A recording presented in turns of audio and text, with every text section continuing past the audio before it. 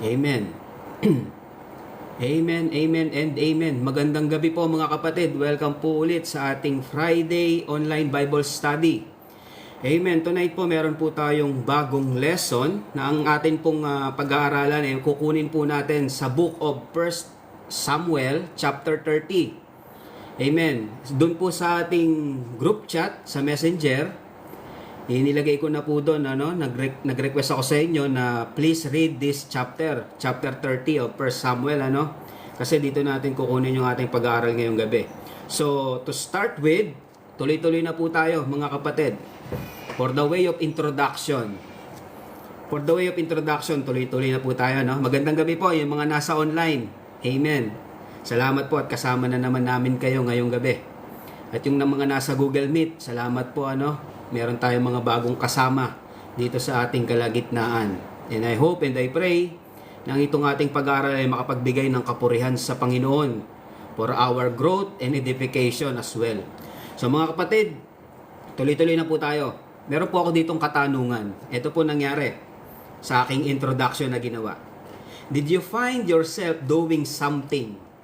Ayan nakita mo yung iyong sarili na meron kang ginagawang something. Let's say you are doing your best for the Lord in the ministry. Yun talagang sincere ka sa paggawa sa mga gawain sa loob ng church, sa ministry na pinagkaloob sa iyo ng Panginoon. And suddenly, suddenly you learn that your own ministry or your own situation, personal situation, mga kapatid, you are facing a great worry. Matinding worry. Bigla kang dumanas ng worry because of the things that are happening that are out of your control. Yung wala kang control, basta bigla na lang nangyari. Or maybe, eto mga kapatid, or maybe, because of the consequences of our wrong decisions in the past. Bigla mong inani yung mga maling desisyon natin in the past. Nagkaroon tayo ng great distress. And there are some of the questions you might asking to yourself. Ito siguro yung mga tanong, Why now I accepted the Lord Jesus Christ as my personal Lord and Savior, I am suffering more problems than before I got saved. Bakit ganun? Kung kailan tinanggap ko ang Panginoong Jesucristo bilang Panginoon ko at tagapagligtas, mas marami akong problemang kinakaharap. Natanong nyo na ba yan? Nangyari na ba sa inyo yan?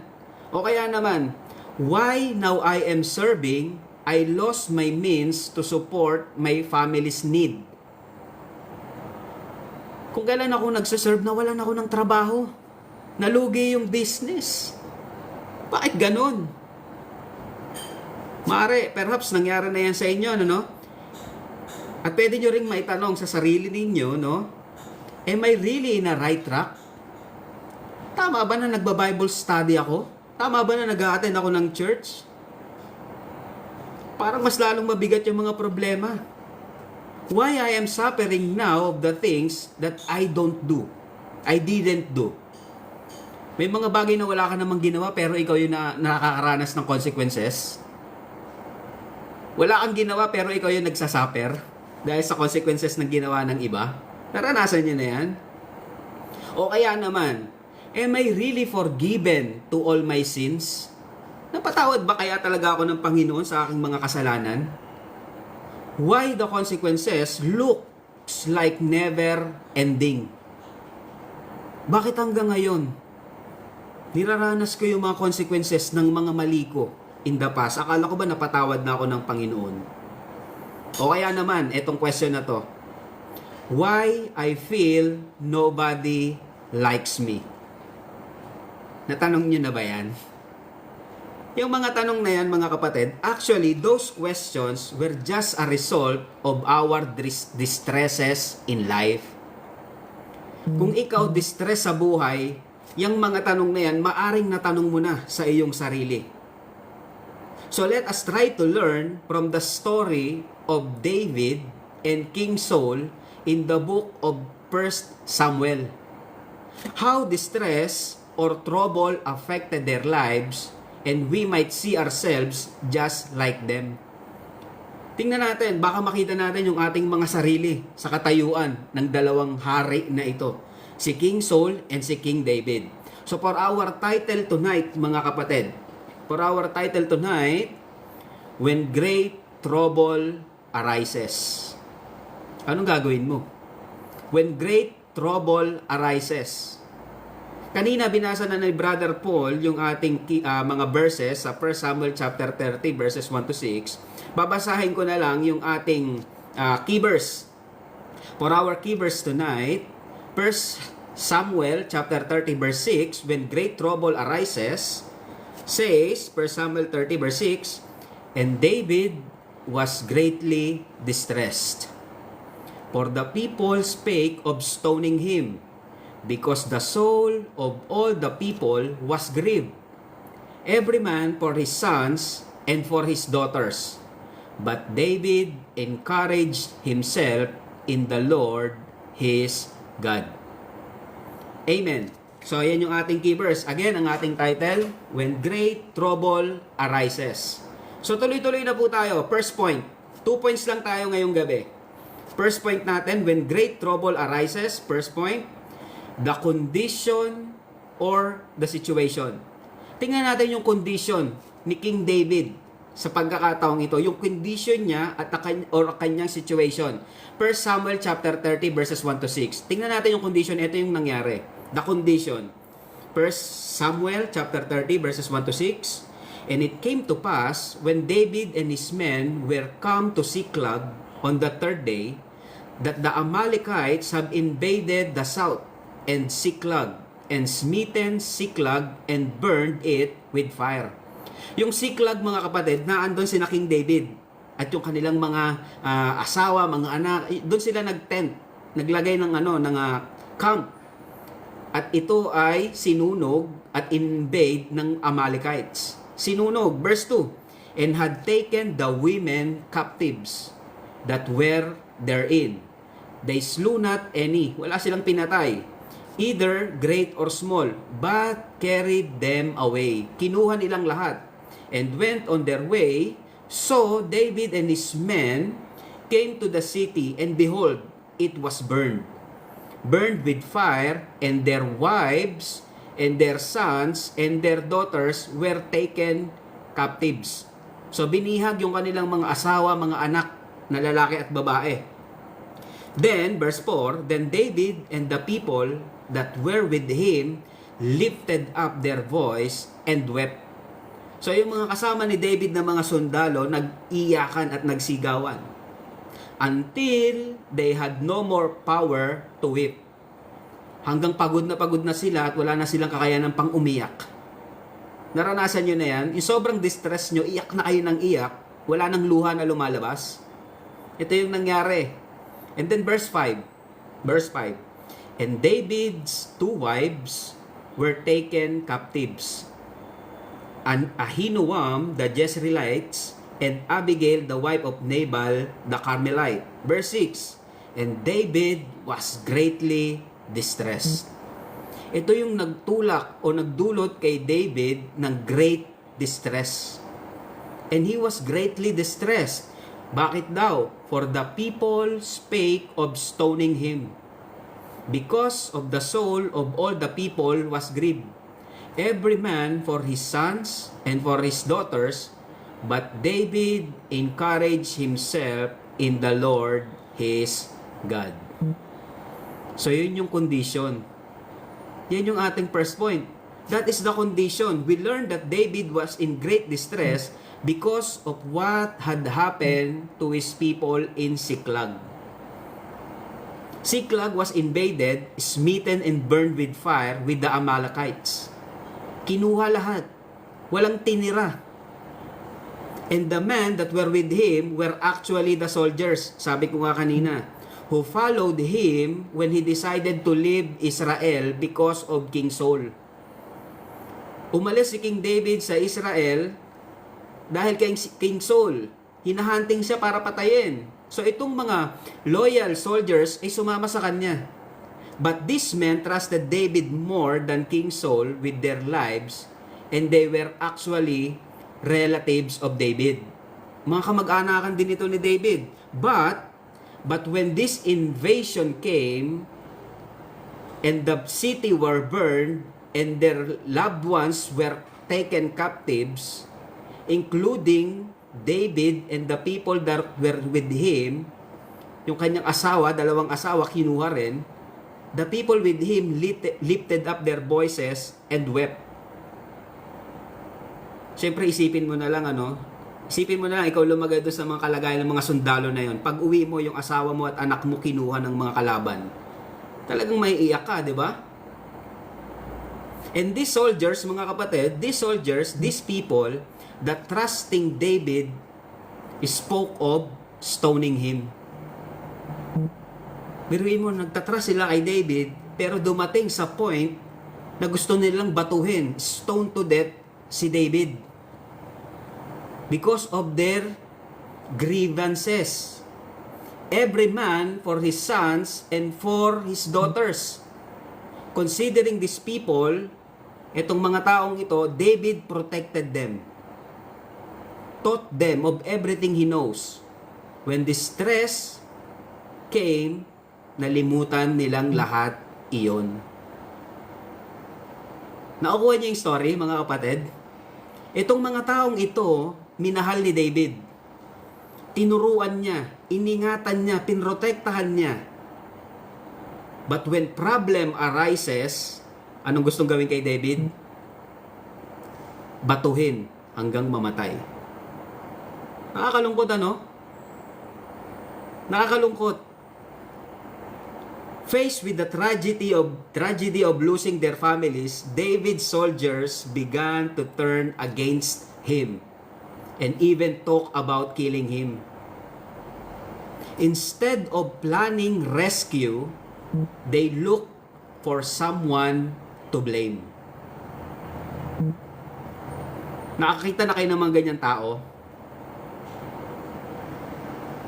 Instead of planning to rescue, tiningnan nila si David as someone to be blamed.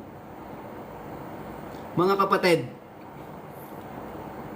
sana kayo si David. O sana hindi kayo yung mga taong ito na naghahanap ng masisisi pag meron ng problema. Sana hindi tayo to, At kung tayo naman yung nasa katayuan ni David, ang sakit nun, di ba? Wala ka namang ginawa Considering pati nga yung dalawa niyang asawa kasama Pati siya nasasaktan. Pero na kanino yung sisi? Nasa kanya lang. Amen? Dinanas nyo na ba yan? So yun yung ating titingnan. Pag dumadanas ka na ng great distress, just like David experienced, anong gagawin mo? So David found his strength in God and began looking for a solution instead of scapegoat. Ang totoong responsableng tao, hindi nagtuturo. Hindi naghahanap ng masisisi. Kung nagkamali, tinatanggap. Okay, nagkamali ako, pasensya na. Parang yung special song presentation kanina, pinatugtog ko, hindi nyo pala naririnig, pasensya na. Laptop yung may kasalanan. Amen? Pag nagkamali, tanggapin. Huwag magturo. Tama? Magdudulot ka pa ng distress sa kapwa mo. So when facing problems, remember that it is useless to look for someone to blame or criticize. Hindi makakatulong. Makakabigat pa. Tama? Instead, consider how you can help find a solution. Dapat ganon. Maghahanap ka ng paraan masolusyonan. Hindi yung gagamitin mo yung kamalian ng iba para umangat ka. Na masabi na maganda yung reputasyon mo. Ipipinpoint mo yung kamalian ng kapwa mo para lang masabi, mas magaling ako dyan. Tama ba? So sana wag tayo umabot sa ganyan, mga kapatid. Sometimes, mga kapatid, if there is one person you know Halimbawa, no? Nangyayari to eh. If there is a person you know who is angry at you, galit sa'yo, tapos kasama mo siya sa isang congregation, di ba nakaka-stress? Yung alam mong may galit sa'yo, tama? Nakaka-stress yun, alam mong may galit sa'yo. At dahil dyan, ito ang nagiging reaksyon natin. Especially nasa loob ka ng church. Last ministry ko na to. Hindi na ako kakanta sa choir. Hindi na ako magluluto. Ayoko na. Hindi na ako magba-Bible study. Na-offend ako sa kanya. You will do that kasi nadidistress ka. Stress ka sa kanya. For what? For what? Para maramdaman niya na galit din ako. Ayoko rin ang ginagawa niya sa akin. Tama ba? May mga ganyan ba tayong ugali? Hindi tayo exempted sa ganyan. Di ba? Napag-aralan lang natin last Friday. Heart is deceitful. So, when you turn your back to the ministry, hindi ka naman nag-turn your back from that person eh. Kanino ka tumalikod? You turn your back from God. Amen? You are rebelling not against that person, but to God. Amen? Bakit? Kasi your service, your ministry is affected. Then who is happy then? Sinong masaya? Di ba yung kalaban? Kasi ang gusto niya, magkaroon ng division. Amen? So mga kapatid, hindi lang yan limited sa loob ng church. Maging sa loob ng tahanan, sa loob ng trabaho, sa loob ng eskwelahan para sa ating mga anak na nag-aaral. There might be people in our lives just like those men with David that when things go wrong, all their fingers are pointing at you. Kasalanan mo eh. Di ba? Kasalanan mo eh. Parang ikaw yung pumili ng problema. Instead of encouraging you, they find someone to blame to ease their pain. Eh, yung ginagawa nilang paraan para lumubag yung kanilang kalooban. It seems they are only the one who is hurting. Kala mo sila lang yung nasaktan. Eh si King David rin, nawalan din naman ng 2 asawa. Diba? Blaming someone cannot really solve the problem. Tandaan po natin yan. Basic. Alam nyo na yan eh, di ba? Pero, unconsciously, minsan nagagawa natin yan. Pointing fingers. Ganyan ang ginagawa natin. Amen? So, mga kapatid, hindi ko na kayo tatanungin kasi nangyayari talaga yan eh. Sa ayaw natin at sa gusto nangyayari yan. So, hindi man ganyan yung ating sitwasyon, just like King David, maraming sitwasyon na pwede tayong ma-distress. Marami. So, sa inyo, anong bagay nakakapag-stress sa inyo? So, tingnan natin yung basic. Ano yung mga basic things na nagbibigay ng stress sa isang tao, kahit ito pa ay Kristiyano? Open your Bible. Matthew chapter 6, verses 25 to 34.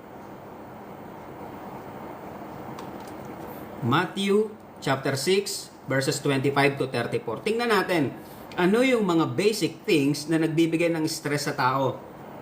Matthew chapter 25 at chapter 6 verse 25.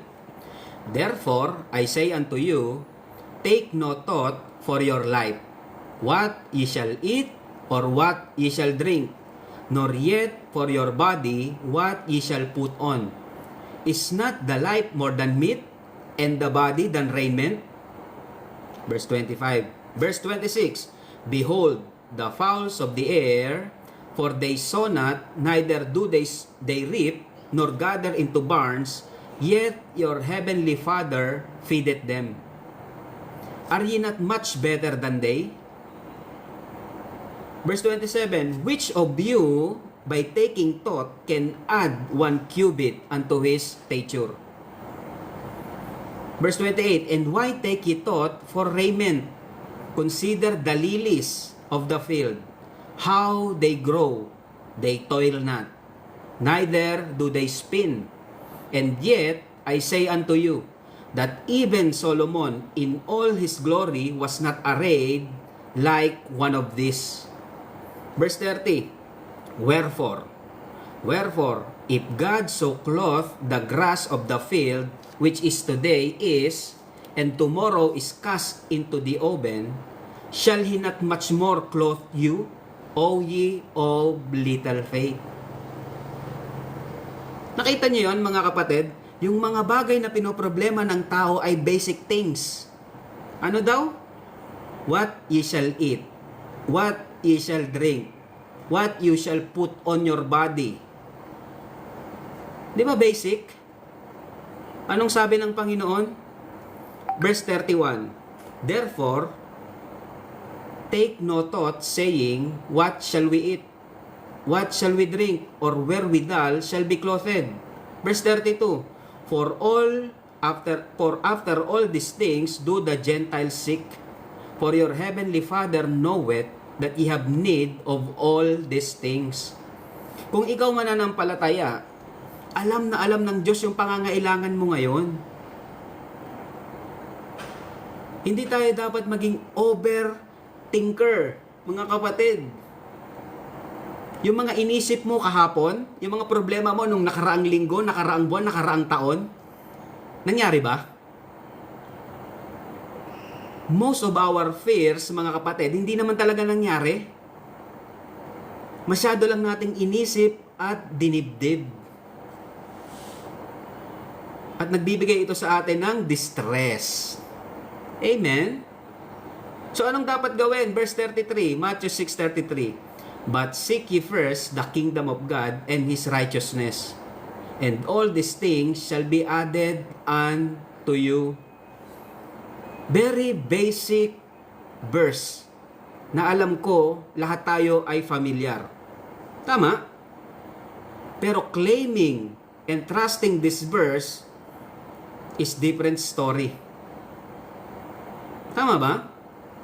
Alam natin pero hindi natin kiniklaim. So balik tayo dun sa basic needs. Yan ba yung mga bagay na nagbibigay sa atin ng distresses in life? Sabi ng Panginoon, verse 34, Take therefore no thought for tomorrow, for tomorrow shall take thought for the things of itself. Sufficient unto the day is the evil thereof. Hindi pa nangyayari, kinonsume mo na yung sarili mo, yung strength mo, yung power mo sa mga bagay na hindi pa nangyayari, mga bagay na kinakatakutan mo. Na-paralyze ka na. Hindi ka na nakapag-serve. Nag-doubt ka pa sa pagmamahal ng Panginoon. Tama ba? Yan yung ating first point Yan yung ating kondisyon. Yan yung ating condition or situation most of the times. And I hope, hindi kayo. Mali na ako. Kayo na tama. Pero talagang nangyayari yan di ba? Nangyayari yan. Just like you and me, David felt discouraged and was greatly distressed too. Pero yung ating key verse sa 1 Samuel chapter 6, verse 30, it looks like David knew Matthew 6:33. Parang alam ni King David yung Matthew 6:33 kahit hindi pa siya nasusulat noon. Anong ginawa niya? Hear what David did, but David encouraged himself in the Lord his God. So, and to be encouraged in the Lord, we must seek Him first in every situation. Tama ba? Di ba ganun yung ginawa ni David? Seek ye first the kingdom of God and His righteousness. In times of his distress, he seek God. He encouraged himself in the Lord. Amen? So dapat ganyan yung ating ginagawa. Dapat ganyan yung ating pattern. Hindi ko alam kung anong bagay ngayon ang inyong inaalala. Anong kabigatan sa puso nyo na meron ngayon na kayong dinadala? Our lesson tonight is encouraging you to to encourage yourself in the Lord. Amen? So kung yung mga basic needs yung nagiging problema natin, yun yung ating solusyon. Or maybe, eto naman maybe, or chances are, maybe the cause of our distress is sin. Kasalanan. Alam mo, ang taong may kasalanan, distress yan eh. Magulo isip niyan, lalo na kung Kristiyano, kasi babagabagin yan ng Holy Spirit. Hindi ka patatahimigan ng Holy Spirit pag alam mong may kasalanan ka. Amen? So are you holding a besetting sin or iniquity na paulit-ulit mong ginagawa? Knowing we are not right in the sight of the Lord for the believers will cause us to be distressed. Tama? Madidistress ka. Hindi na tayo masaya na nagkakasala. O hindi tayo masaya na nakikita yung ating mga mahal sa buhay na nananatili sa kasalanan. Amen? So yan yung mga bagay na nagbibigay sa atin ng distresses. Distresses in life, basic needs, at kasalanan. Amen? So may question pala ako dito. Why David in the first place is there in Siklag? Yung Siklag po kasi, mga kapatid, lugar yan ng mga Philistines, kalaban ng Israel. Why David in the first place is there in Siklag and having an allegiance with the Philistines? Bakit? Kalaban to ng Israel eh. Ang dahilan, alam niyo kung bakit? It is because of King Saul. Si King Saul, because of King Saul. King Saul disobeyed God and his kingship was taken away from him. I hope alam niyo na yung story ni King Saul, Bakit siya nag-disobey? Anong disobedience niya sa Panginoon? Tingnan natin sa 1 Samuel chapter 15 verses 8 to 11. Ito naman yung condition ni King Saul, bakit si King David napapunta sa Siklag, sa lugar ng Philistines. Tingnan natin. 1 Samuel chapter 15 verses 8 to 11. Verse 8. And he took Agag, the king of the Amalekites, alive. So nakita nyo, kanina, yung Amalekites, nilusob yung Siklag. Sinunog yung lugar nila King David sa Siklag. Ito pala yun. Kasi kinuha ni King Saul yung hari ng Amalekites na si Agag, si King Agag, buhay. And utterly destroyed all the people with the edge of the sword. Pinagpapatay ni King Saul lahat, pero tinira niya yung hari. Verse 9, But Saul and the people spared Agag, and the best of the sheep, and of the oxen, and of the fatlings, and the lambs, and all that was good, and would not utterly destroy them. But everything that was vile and refuse, that they destroyed utterly. Verse 10, Then came the word of the Lord unto prophet Samuel. At ito ang sabi ng Panginoon kay Samuel. Verse 11, It repented me that I have set up Saul to be king. For he is turned back from following me, and hath not performed my commandments. And it grieved Samuel, and he cried unto the Lord all night. Ang utos kasi ng Panginoon kay Samuel, patayin lahat, walang ititira. Anong ginawa ni King Saul? Inisper niya yung hari para siya ay maging tanyag. Pride. Tapos kinuha niya yung mga matatabang fatlings, oxen, para mag-alay, burnt offerings. In the first place, hindi niya gawain yun ng prophets, ng Levites. So sinuway niya ang Panginoon. And King Saul knew that the Lord was with David. Ito yung mga bagay kung bakit nagtulak kay David na umalis sa Israel, sa Judah. 1 Samuel verse 18, 28 to 29. And Saul knew that the Lord was with David. Verse 29, And Saul was yet more afraid of David, and Saul became David's enemy continually. Biruin mo, wala namang ginagawang masama sa kanya si David. Dahil sa pride, dahil sa inggit, hinahunting niya si David para patayin. Instead of repenting sa kanyang pagsuway sa Panginoon, instead of repenting from his sins, he continues in it. And with his anger, push David into a situation where he has no choice but to leave Israel. Nakita niyo yun? In the beginning naman, mahal na mahal ni King Saul si David eh. Kasi di ba siya yung pumatay kay Goliath? Di ba? But King Saul was driven by his anger and that love was turned into jealousy. Imbis na yung kapatiran, makikita mo na co-laborers in the Lord, tinitingnan mo na siya as competitor. Mali. We are called to serve the Lord. Hindi para magpagalingan. Tama. But the sad truth, mga kapatid, nangyayari yan sa gitna ng circle ng mga believers pa. Kakalungkot ano? So we should not be like King Saul into our fellow believers. Do not push your brethren to a situation where the only option is to avoid you because of your anger. Iniwasan ka na lang kasi galit ka eh. At yung galit mo wala namang dahilan. Pride lang pala. Amen?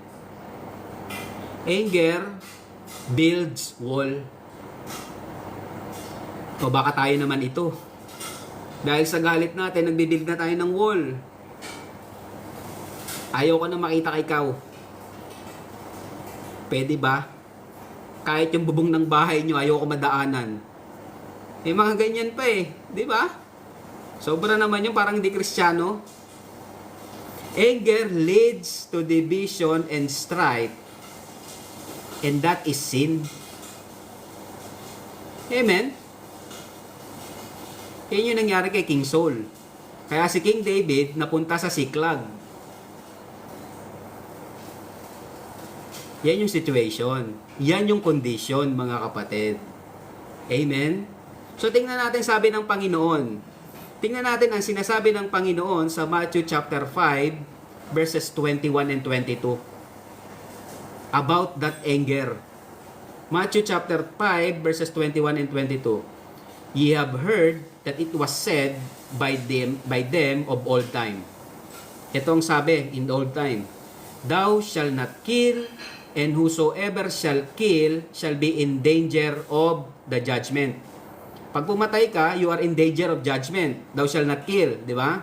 Verse 22. But I say unto you, sabi ng Panginoong Jesucristo, but I say unto you, ikaw na nakikinig ngayon, but I say unto you, that whosoever is angry with his brother without a cause shall be in danger of the judgment.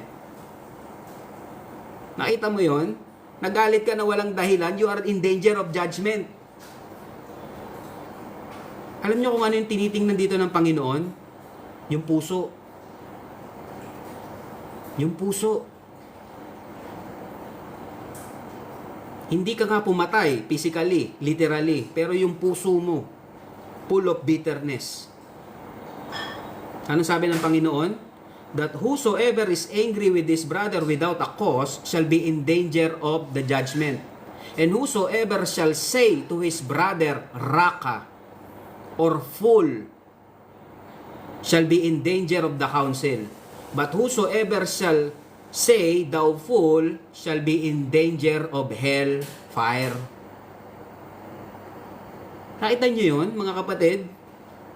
Yung anger will lead you into hell. Lalo na kung wala ka personal na relasyon sa kay Kristo. Kaya mag-iingat. Amen? Magpatawad. Yan ang bottom line.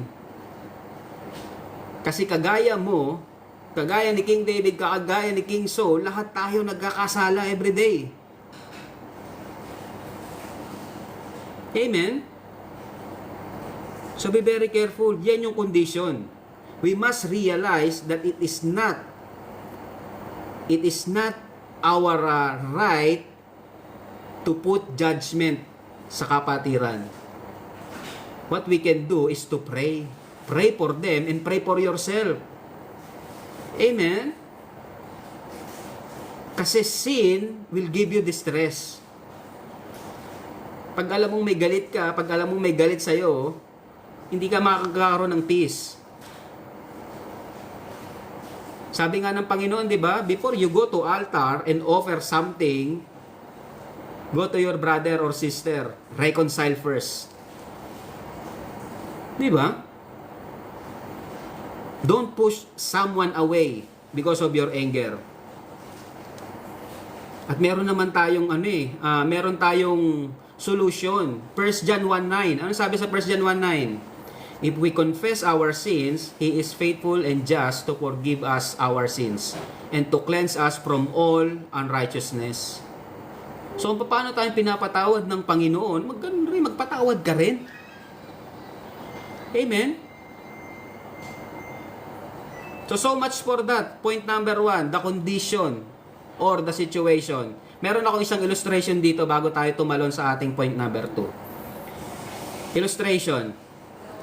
Merong isang lalaki, a man fell in the canal. Nahulog sa kanal. He regrets that he fell on that muddy and stinky and unpleasant place. Kasi 'di ba yung kanal mabaho, madumi. Nahulog siya sa kanal. He regrets it. He knew that he is there and felt sad. Nalungkot siya, nahulog siya dun eh. The only problem is, he just regret it, but he doesn't do anything to get out from that pit. Nalungkot siya, nagsisi siya, pero nanatili siya sa kanal. Nakuha niyo yung point, mga kapatid? Sin will give us distresses in life. But God gave us the solution. Get out of it. Amen? It cannot solve the problem unless you make a right action and get out of there. Amen? Ang problema lang mga kapatid, we limit the power of God with our forgiveness. Kaya nangyayari, we are in great distress. Yung mga sarili natin, hindi na natin mapatawad. Di ba? Sinisisi na natin habang buhay. Kung tayo pinatawad na ng Panginoon, patawarin mo na rin yung sarili mo. Move on. Press toward the mark. Amen?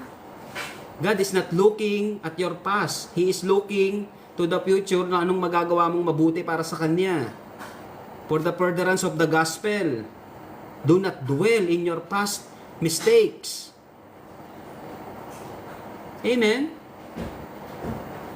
So, another question to be asked, mga kapatid, para makapunta na tayo sa ating point number 2. If we are in a distress because of worrying so much of our needs, distress because of our sins, who are we going to follow? Sino susundan natin? The example of King Saul or the example of David? Sino susundin nyo? Si King Saul ba o si David? So, I come up to my second point. Ang second point natin, the consideration.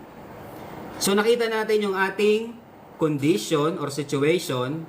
Point number 2, ito naman yung ating the consideration or the solution. Anong solution or consideration na dapat nating kino-consider when we are facing distress in life? We may sow ourselves in distress, whatever the reason is. It may be because of man's basic needs, sabi nga natin kanina, food, shelter, clothing, or health issues. We may think so much and worried of not being able to help our loved ones, or maybe because of our sin or sin of other people. So we must consider one thing. We must consider one thing. For our second point, the consideration or the solution, let us learn from David. Basahin ulit natin yung ating key verse. 1 Samuel chapter 30 verse 6. Anong sabi doon? 1 Samuel chapter 30 verse 6. And David was greatly distressed, for the people spake of stoning him, because of the soul of all the people was grieved, every man for his sons and for his daughters. But David encouraged himself in the Lord his God. So yun yung ating point number 2. Consideration. Solution natin, encourage yourself in the Lord our God. Just like King David. When we see those people around us, mga kapatid, they are not capable of encouraging us, at ang nangyayari, dinidiscourage pa nila tayo. When we see that the situations are pulling us away from the Lord, we can cry until our tears are gone. Pwede kang umiyak hanggang wala ka ng mailuha. That was natural reaction. Reaction yan of a hurting in a great distressed person. But do not dwell on that pain. Do not dwell on that pain. The Bible is teaching us that we must consider the solution. The solution is to encourage ourselves in the Lord our God. Ano ba ibig sabihin ng encourage yourself in the Lord our God? Encourage to give support, confidence, or hope. Saan manggagaling? Sa Kanya. Kapag lahat nabigo na tayo, binigo na tayo ng lahat, siya hindi. So encourage yourself in the Lord. Hindi ka man maging faithful, God is always faithful. Hindi niya kayang alisin yan sa Kanya dahil yan yung karakter niya. He is faithful. Just come unto Him. Di ba? All ye that are labor and heavy laden, and He will give you rest. But, mga kapatid, hindi lahat pwedeng basta lumapit na lang ng ganun-ganun sa Diyos. First of all, you must have a personal relationship with the Lord Jesus Christ. Kasi hindi lahat anak ng Diyos. Maraming tumatawag sa Diyos ng Ama, pero hindi naman sila anak. That's the sad truth. John 1:12, but as many as received Him, to them gave He power to become the sons of God, even to them that believe on His name. Bago ka maging anak ng Diyos Ama sa langit, tanggapin mo muna si Kristo bilang Panginoon mo, tagapagligtas. Amen? You need to be born again. Receive God's finished work through His Son, Jesus Christ. That He died, buried, and 3 days later, He rose back again. Just to establish a relationship with you and me. Amen? John 1:13, which were born not of blood, nor of the will of the flesh, nor of the will of man, but of God. Will ng Diyos na maging anak niya tayo. But, you need to accept His Son, Jesus Christ. Amen? So, yan yung ating consideration. Yan yung ating solution. Maging parte ka muna ng Kingdom of God. Paano ka maging parte ng Kingdom of God? You must receive the King. Sino yung King? Si Jesus Christ. He must be your King and Savior and Lord of your life. Amen? So that is the first consideration. That is the first solution. So balik tayo kay King Saul. As to King Saul, na-distress siya, di ba? Distress siya kasi he knows that David is the rightful king. David is the rightful king. But instead of humbling himself to God, he let the anger and envy swallowed him and rebelled totally.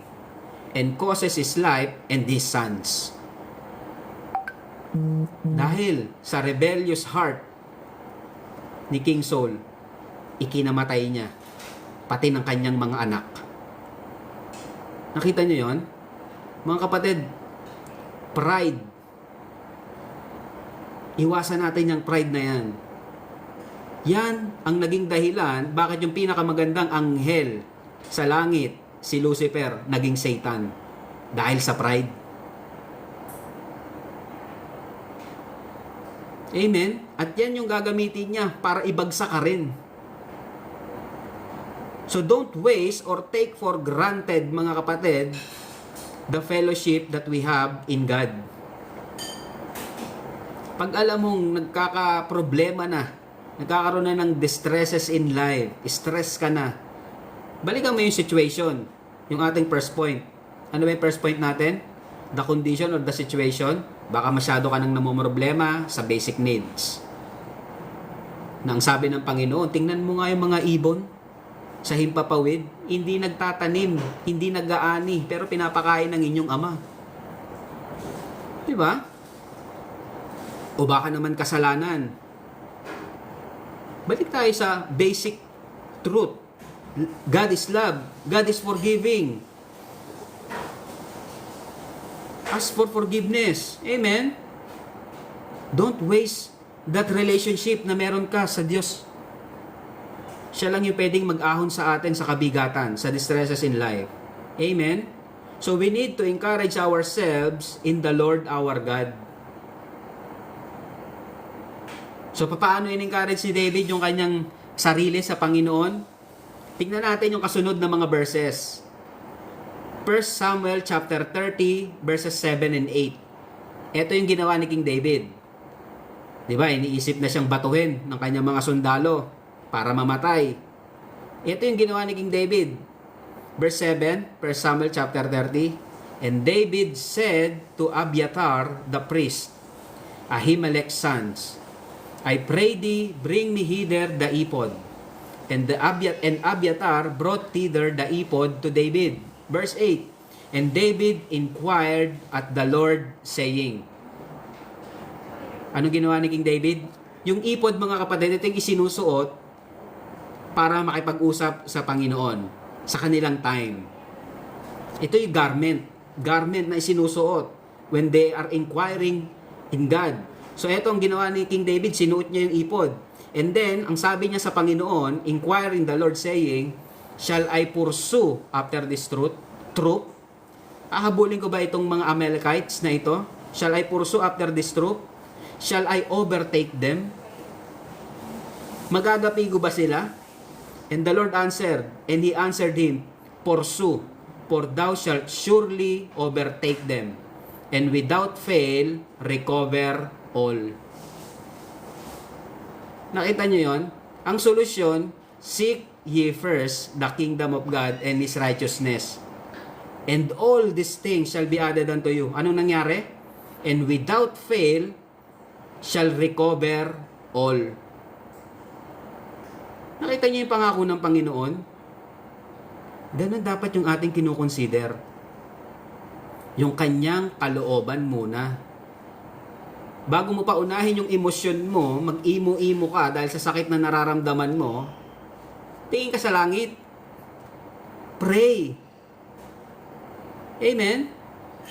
The verse says, David took the ephod and talked to God to know His will in that particular situation. Ganon dapat. Ngayon wala naman tayong ephod di ba? We are indwelled by the Holy Spirit. We have the Bible.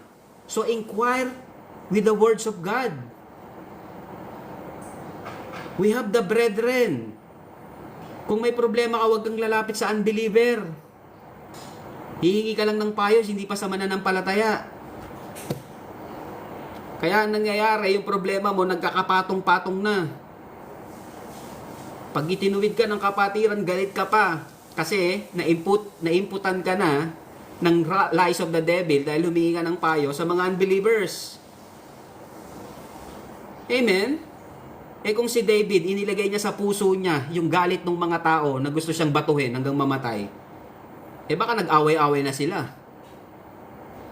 Di ba? So let us follow the example of King David.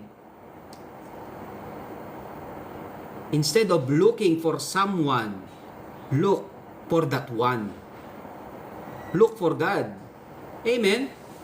So the question is this, mga kapatid. How many verses we already memorize? Gano'n na karami? How many verses we highlighted in our Bible? Ilang mga salita na ng Panginoon yung nabasa mo? How many devotions we have heard and was encouraged in the past? Ano na? Gano'n na karami? How many preaching? How many Bible studies that God used to speak to us? Gano'n na karami? Na ngayong meron kang stress o distress ka ngayon sa buhay mo, nakalimutan mo na lahat. So balik tayo sa basic. Go to His words. Faith cometh by hearing, and hearing by the words of God. That is our consideration, the only consideration, the only solution. Encouraging ourselves in the Lord, our God, simply means trusting on Him. Seeking Him first. Pag clouded na yung utak mo para mag-decide ng tama, balik ka agad. Kung saan pwede kang bibigyan ng linaw. Seek God's wisdom. But the problem, seeking Him is just easy for us to say. Sabi ko nga kanina, yung Matthew 6:33, ang daming nakakabisada niyan eh. But actually, we really don't understand what it means by seeking Him first. Amen? So it means make ourselves right first with the Lord. Baka kaya ka namumroblema sa kapwa mo, hindi ka kasi tama sa Kanya. Amen? Baka kaya ang bigat-bigat ng pakiramdam mo sa kapwa mo, sa sitwasyon na meron ka, kasi hindi tama yung sitwasyon mo sa harapan ng Panginoon. Amen? So, though we don't understand, mga kapatid, sometimes, yung mga question yung sa introduction natin, though if it seems evil unto us, magpapatawad ka, papatawarin ko ba ito? Wala naman akong ginawang kasalanan dito. If it is evil unto you, we still choose to serve Him. Di ba? Choose to be right with Him. Problema na ng ibang tao yun kung ayaw nilang sumunod. Basta ikaw susunod. Amen? So mga kapatid, can we trust the promises of God? Pwede ba nating pagkatiwalaan yung pangako ng Panginoon? Of course, yes. Of course, yes. Diba? So, ang dapat natin gawin, consider the solution. Seek Him first. 1 Peter 5:7, casting all your care upon Him, for He cares for you. Amen? Wala namang mahirap sa Panginoon eh. So what is your burden right now? Cast it all to God. He is near. He is near. Be sensitive with His presence. Hindi ka nga iniiwan ng Holy Spirit eh. Di ba? So wag mong dalhin yung mga hindi mo dapat dinadala. Wag mong dalhin yung mga hindi mo dapat dinadala. Keep on trusting the Lord. We are partakers of Christ's suffering. And we are partakers of His victory as well. Amen? So just seek God first in everything. So if we continue reading the whole chapter of 1 Samuel 30, makikita natin dito that David overtook the Amalekites and recovered all that was taken from them, and even brought the spoils from the Amalekites. At nangyari lahat yan, alam nyo kung bakit? Because David encouraged himself in the Lord. Amen? So I hope and I pray, meron tayong nakuhang principle with regards to facing difficulties or stresses in life. Amen? So conclusion, how about you? What is your condition or situation now? Does your relationship and fellowship with God was taken away by the stresses in life? Yung bang problema mo, inalis na yung relationship mo sa Panginoon na maayos? Are these things of this world bothering us so much that we cannot trust God? God knows your situation, our burdens. His heart is so sensitive for His children that in pain. Alam na alam ng Panginoon yan. So do you want to ease that pain? Restore the joy of salvation na nawala dahil sa kasalanan? We have the solution to consider. Get back on track and get right with God. Seek Him first, encourage yourself in the Lord, and He will not fail you. Amen? Great is thy faithfulness. They are new every morning. His compassions fail not. Amen? So I hope and I pray mga kapatid, nakakuha tayo ng truth from God's words with regard to the stresses in life. When great trouble arises, encourage yourself in the Lord your God. Amen. God bless you, and to God be the glory. Diyan po natin tatapusin yung ating Bible study tonight, and tingnan po natin kung sino yung ating mga nakasama ngayon sa online. Before we go to our Google Meet, tingnan natin sino kasama natin dito sa Facebook Live. Amen. Sino bang mga nandito? Amen. Ate Eden, nasa Facebook ka kanina, nandyan ka na ngayon sa ating Google Meet. Amen. Sister Ocampo. Amen. Sister Lily. Nanay Ophel. Amen. Maraming salamat po sa pagsama. Amen. Amen. Amen. So mga kapatid, I hope and I pray naging pagpapala po itong ating Bible study tonight, and makatulong po ito sa ating paglago bilang mga mananampalataya. So magkita-kita po tayo next Friday again para sa mga susunod pang pag-aaral ng salita ng Panginoon. So i-end na po natin itong ating Facebook Live at dadako po tayo sa ating Thanksgiving and prayer request sa ating Google Meet. God bless you mga kapatid, and to God be the glory. Amen, amen, and amen.